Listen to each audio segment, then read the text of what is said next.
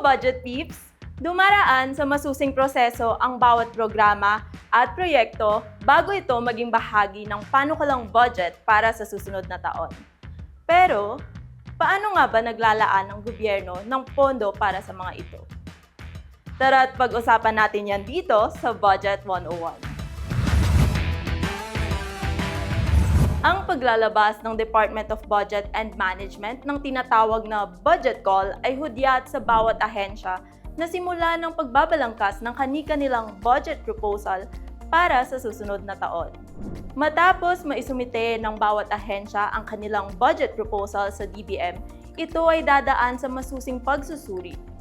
Kinakailangan ding komprehensibong maipaliwanag ng bawat ahensya ang detalye ng kanilang panukalang budget sa DBM Technical Panels hanggang sa ito ay makarating sa Final Executive Review Board or FERB na pinangungunahan ni DBM Secretary Amenah F. Pangandaman.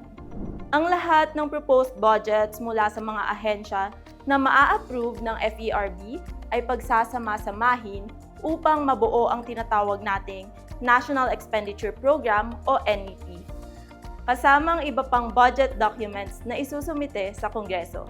At iyan ang masusing proseso ng paglalaan ng pondo sa mga ahensya ng gobyerno. Sana po ay may natutunan kayo. Ako po si Sofia Jimenez mula sa Department of Budget and Management. Kita-kits ulit next week dito lang sa Budget 101.